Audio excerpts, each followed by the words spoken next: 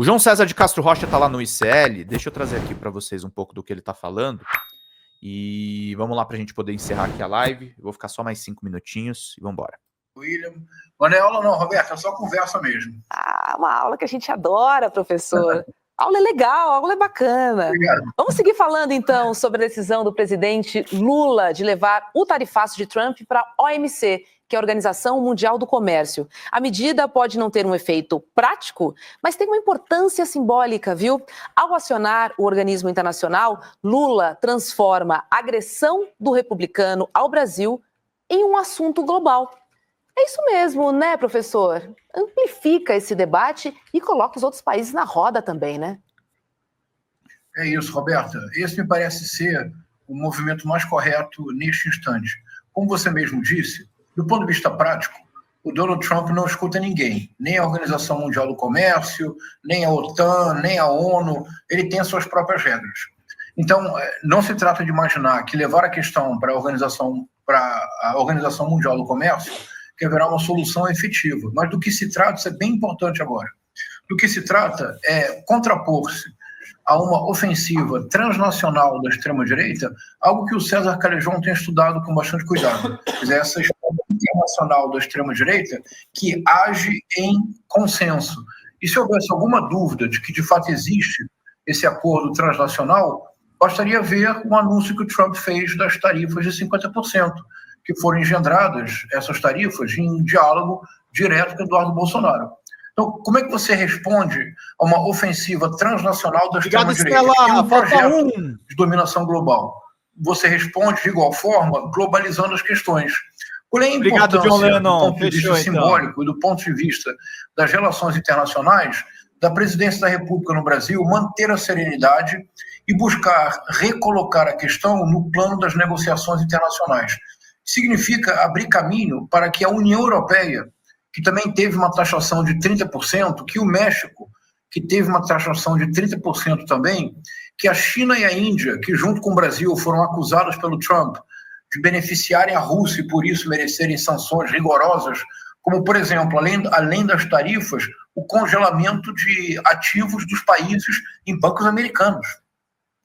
Ao globalizar a questão, o presidente Lula abre caminho para que todos esses países, o bloco da União Europeia, o México, a América Central, China, Índia, os BRICS, se envolvam na questão e que comecemos a gestar um mundo verdadeiramente multipolar em que a pretensão hegemônica dos Estados Unidos seja tão ridícula quanto as cartas que o Donald Trump escreve. Então, essa é uma importância muito grande.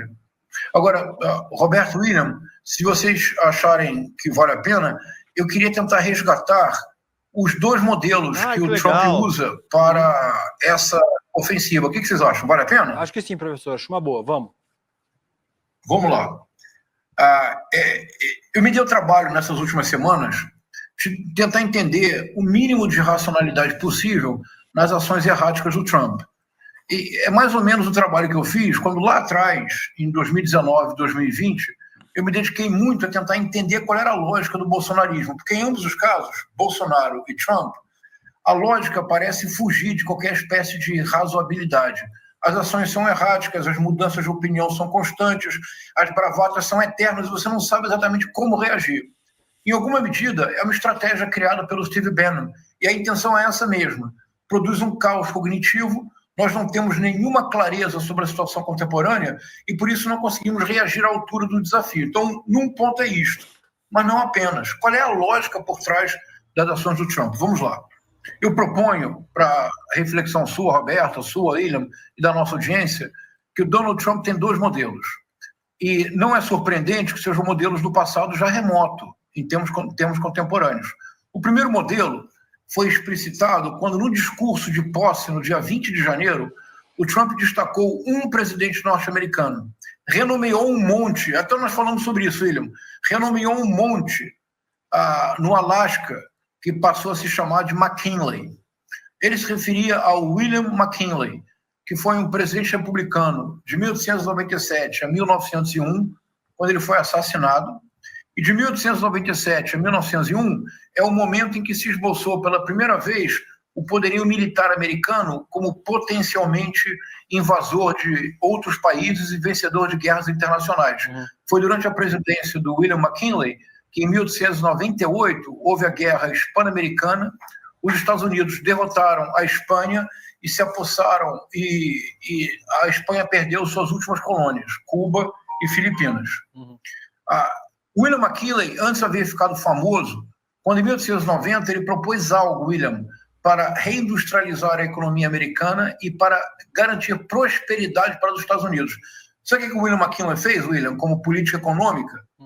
Ele impôs um tarifaço mundial de aproximadamente 50% para produtos estrangeiros. 1890, William, como política pública de desenvolvimento dos Estados Unidos. Em lugar de infraestrutura, em lugar de investimento em áreas capitais, tarifaço. William McKinley, quando falece, é substituído pelo Theodore Roosevelt. O Theodore Roosevelt é o verdadeiro modelo para o Donald Trump. Quer dizer, nessa masculinidade doentia do Donald Trump, nessa psicologia do bullying, nessa ideia do valentão, o modelo para o Donald Trump é o Theodore Roosevelt.